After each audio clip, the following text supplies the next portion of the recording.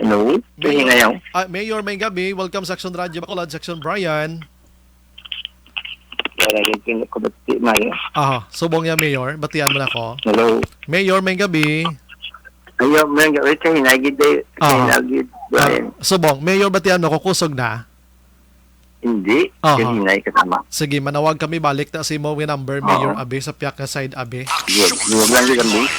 Sige, Mayor. Alas 7:34 na sa aton sila nga pagpangalagan. May gabi lang sa kay Cativera. Si Jen Oy, si Sir nga monitor man, si Ana Sinoro, idilaw sa Nanay Isabeldra sa Victoria. Salamat gid si Ray Flores Baryuga naga monitor man, Noel Amar. Salamat gid. Check natin liot si Mayor kay kabalo ka pila na lang kadlaw ang nabilin man sa palaabuton nga May 9 nga elections sako-sako man sila Action firing line. sige perti ko nung tawo to subong sa bago man. We don't know diri sa Bacolod kay do makadto man di sa Madam Leni Robrido sa Bacolod man subong sige. Hala 7:35 na sa aton sini nga pagpangalagad mga kaksyon. Sige, ari na sa aton sini nga linya liwat si Bacolod City Mayor Bing Leonardia. Mayor, may gabi dra mo. Welcome sa Action Radio Bacolod, Action Brian Morden. Action, Brian, may gabi. Action, Dale. Kagpatanan na ang katapo, ang Action Radio. May gabi. Kagpatanan na kagpamatigig. May gabi. Labi na kita mga taga-Bacolod. Sige. Yes, sir. Yes, Mayor, hingagawon tanay kay kabalo ko sako-sako kagid subong Mayor, kay na report ko vendors sa sang merkado nga 3 kabilog diri sa syudad sa Bacolod. Ano ini Mayor nga ara sila sa gwa subong, although na explicar kay na ni Sir Ernie Pineda nga ini temporaryo gid lamang pero additional information regarding sini Mayor. Yeah, okay. Iklaroon ka lang sa pumulo sa in the first place, dapat magpasalamat kita gani nga nagrasyahan kita sa tag 50 million kada merkado. So total niya 150 million din hatag sa aton sa Department of Budget and Management sa kaalwan ni Secretary Wendell Abisado. You have to take note at dinaliwat-liwat ko na masalamatan si Secretary Wendell Abisado kay ilibutab lang ang Pilipinas Action Brian sa nakong pinakasyudad ng Kabaton 150 million. Mayo na ginang 30. 40 million ito. Wala gani. So, ito niya yung cluster na Mayo. So, antes na magsugod ang pandemya, ang istorya na yung namon niya. So, sa proseso, nilabot sa pandemya. Pero, ang antes na magaling as pag-secretary, ginabot na nahatag sa aton. So, because of the renovation, rehabilitation sa mga Amerikano, labi na gate nga may mga portion nga ma-ubra at upras ng merkado ay padelikado. So, ang mga vendors, yung paagi yan na sa sanggunian to give sa executive order nga ging patigayon nga ibutang nga sila sa sagwa. Dapat namin ang konsundon din ang arrangement sila. Daw bulos-bulos pala sila nga kung ang ilang ang isa-ka-portion ng merkado ginaobra, magwa sila. Doon magtapos na, masulod na sila ang iba naman nga obra. Something like that. So, mga lang kami sang pasaylo sa publiko na that is our choice. Plus, pag-iig nga ang mga contractor may mga equipment na sila, mga construction material sila. So, kinanlan man sila lugar. So, pares na sa Central Market, may alokar man para sa ilang construction equipment. Para nga mga hapos sa publiko, delikado sa mga nagasalagto sa merkado. So, kabay pa ma-intindihan na temporaryo no? Hindi naman siya na sa ibang kritikal. Pero ang dapat, ang tanong na diya sa kentangan, ang grasya nga nagtipa sa ato, hindi nga ang ito, bisan nga ni mag-ugrak lang dalan, masira ka man kung dalan. Nga may reklamo yung pagtira sa dalan kung ano limunta ang proyekto ng ginaugra. Okay. Yes, Pero sir. until when ina mayor garod di magina magdugay matapos man ang renovation malang na ina. O, kung ang kung sundin nilang kontrata, sobra ikakasulit niya. Pero, nagapumisa man sila nga tapuson nila at nasunod patiguntan nga July, August, kaya may nihura nga wala. I May see. makita na ta. Aha. Okay, niya hingabot na gata, no? So, basta ang pinakapunta ng istorya ta mga temporaryo na siya. Aha.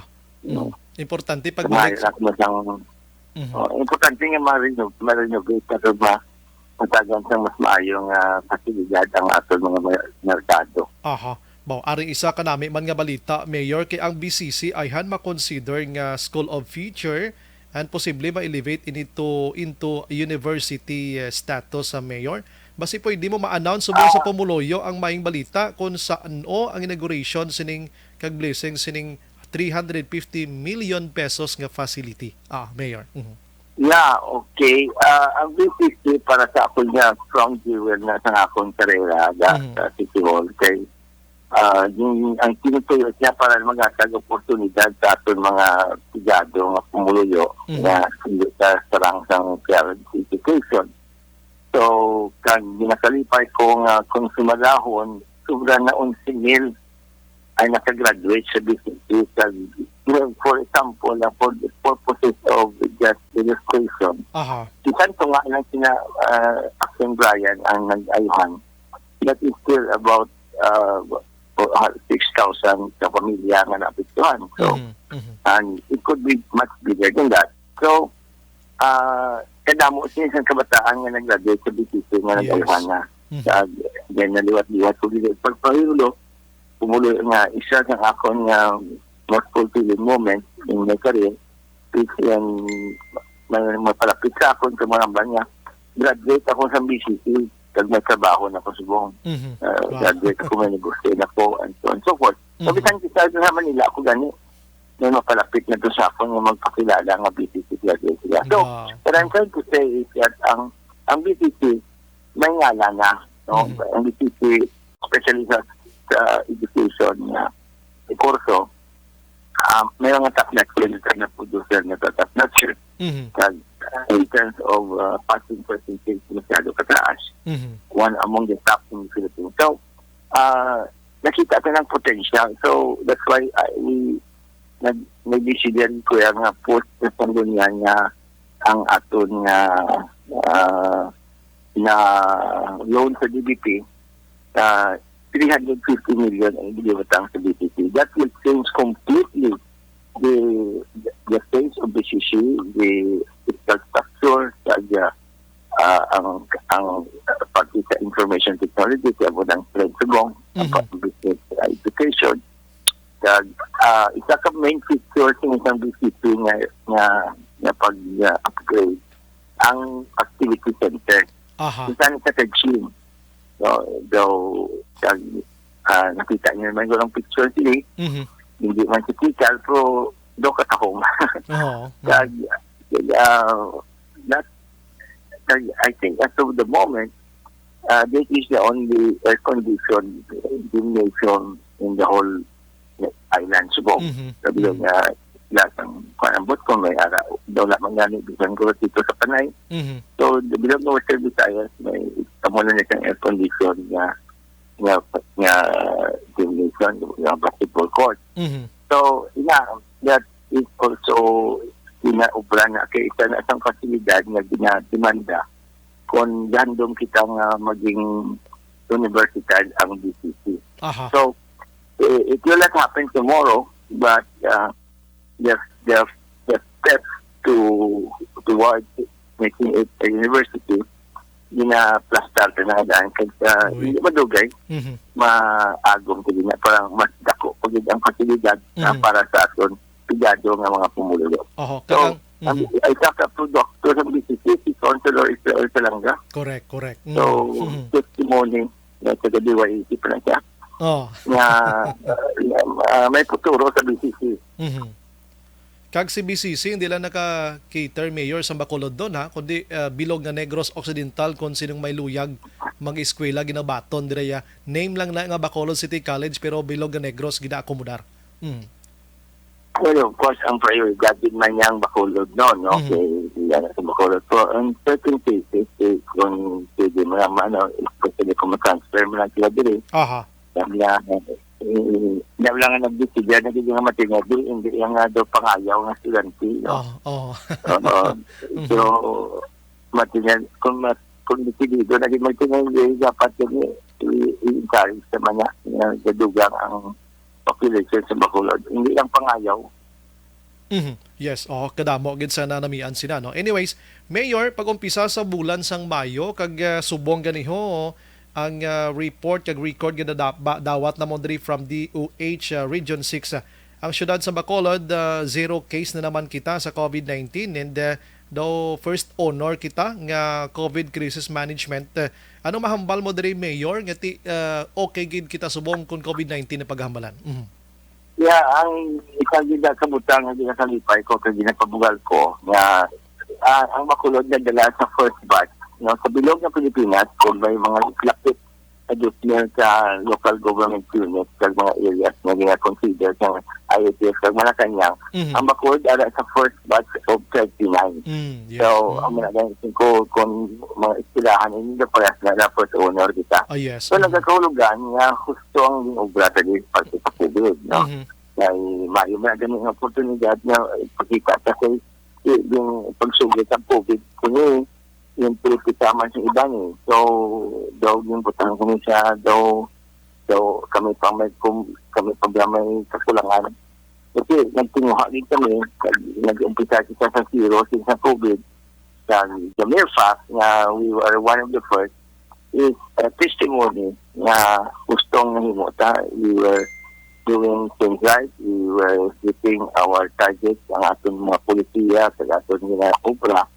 Nagsangto sa tinangalan kontra sa COVID. Because of course, madamo ang na-involved, no? Si Vice Mayor Elsie Pangyaran, si Councilor Emang, si Dr. Petulongon, among mga konsyalista. Kung isa-isahon, ara pa man sa mga kandidato na isang grupong progreso. Kag ang mga frontliners na, kag natural, kag mahambal ko nga isa ka nakaulit nga bagay ang ato mga pumuloy mismo nag-cooperar muna nga ang pag-usap ng face mask, ang physical distancing, nagtrabaho man isa nga isumong dapat naglibot ko sa downtown may nalipay mo kung makita na kadamo pag-aapon sa face mask. So officially speaking may COVID pag-aapon so but balikan ta si Mayor Bing Macasio na utod. Action firing line. Talipos-poson sa aton sining interview siya subong nga gabi 7:47 na Action Radio Philippine Standard Time mga kaaksyon. Todo, first batch ang Bacolod sa 39 ka mga banwa kag syudad, mga highly urbanized city bla kag probinsya nga COVID kwan kita mayo ang management ang paghikutar. That's why nga subong zero na naman kita subong nga adlaw. Action firing line. Ang Negros Occidental subong nga adlaw pila gani ilang numero subong may isa ang Negros Occidental pero Bacolod daw asod na ni nga pila ka adlaw nga zero case mga kaaksyon kon COVID-19 ang paghahambalan. Action firing line. Mayo gid nga balita para sa aton tanan-tanan mga kaaksyon. Balikan ta si Mayor pasensya gid na utod kita, Mayor. Go ahead. Yeah, utod. Yeah. Yes, So, I think Action Bayan, ang ginambal ko nga sa gani pang COVID yapon, no? So, hindi naman pag-take for granted, mag-andam pa yapon. So, maya ginapabugal ko ang pumuloy ng Bacolod na nag-cooperar tungod sa ina disiplina. Nakita natin nga nakatulong pila nakaglaw zero cases kita. Yes. Zero cases. So, congratulations sa mga taga-Bacolod. Ito nga bagay na nag-0-0 na kita. As I said, one of the very first na-elevate or na-downgrade sa alert level number 1 kag ika-apat na subong ka-extension na ginapigay kita sa DOH kag sa Malacanang ara sa gihapon sa alert level number 1. So, congratulations sa mga Bacolod. Kabay pang hindi lang niya matabo sa aton di ang ginabalang predict sang mga okta kagiban pa nga mga authorities dito after May 9 elections masaka ya ang numero ni COVID-19 kabay pa nga mayor diri sa aton nya waay lang na kag hindi lang matabo mayor ano. Kabay pa no kag kung tanawon ka ang masisika ganyan kampanya kikita niyo naman kada magtilipon-tipon sa mga rally kasi napitapit lang ang mga tao ang pumuluyo nato pero mag-election day for sure damo na maka-observe ng social distancing hindi ka man kasulod niya sululubra ka mo sa presinto kaya ka-observe kayo man sa pag-remind sa atong pumuluyo nga nagbantay kita sa eleksyon kay may mga malaking mga espiritu nga masig lang sa istorya sila sa mga smart parties kung ano pa. So, sinalan, big sila kay ang importante nga dapat ang gusto sa pumulo ang matuhaw pag mga ibabaw sa atin. Sige. Mayor, ang imo... importante ng eleksyon. Mayor, ang imo sining mensahe sa Bacolod doon. Go ahead, Mayor. Sorry? Ang imo mensahe liwat sa Bacolod doon, Mayor, go ahead. Una din sa tanan, manog TV ko lang announce nga sa inyong Sabado, ang Grupo Progreso may grand rally na masugod alas 12:30 may misa sa Cathedral kag mga alas 5 mamaysa pakadto sa Pope John Paul Tower. Dapat mo sa mga 5:30 6 o'clock ang aton nga grand rally nga katapusan ng adlaw sa kampanya kag nalipay ko kami nga na kontrata na ang Action Radio ang ibang mga radio station kompleto sa nga radio station na pangwa ng Grupo Progreso eksklusibo para sa rally na pagkaiwason on the very last day ng kampanya. So sabay pa ngayon yung imbitar kong tanan kag mapabulig man kung sa Action Radio kay Diraman Magi ang coverage namon sa inyong Sabado. Ang Grand Rally o meeting the bansi sa Grupo Progreso. Imbitado gitan sa national. I-grab ko na lang ng opportunity be Mayor, pasensya gid sa ako na neutral kag hapon Mayor sa pagka-presidente days before sa May 9. Yes, I have already made that announcement over and over again. Yes. So in fact, bakit misinterpretation wala. Si Vice Mayor Elsie Camilyaran, nag-committer niya sa kay Vice President Leni Robredo kaya iyang lolo sila pero na. So, pareha siya, so kadugo sila yung Vice President. Pag may mga konsyal na iyaya ng hilig kay Vice President Leni, so we have that kind of arrangement sa Grupo Progreso nga may ligwaman lang ang individual. Pero ang klaro sila kung istorya po sa Session Sir Novero, kay Councilor Emang, kay Vice Mayor Persid, na in kaso magkatugid man sila sa kay Vice President Leni, they will be there as individuals, not as an official Grupo Progreso stand. Where I am concerned and officially Grupo Progreso will remain neutral at possible. With that, Mayor, salamat gid sa imo sa nga serbisyo. Maayong gabi kang mabuhay ka, Mayor. Good luck. Thank you. Salamat din sa Action Radio. Madamo ginit na naman. Kung mo yung gabi sa tunadanan, sabay pang maayo lang ka mo. Ayaw mo sa maayo ng tangan. Thank you. Thank you, Mayor. Action Brian Borden. Action Firing Line.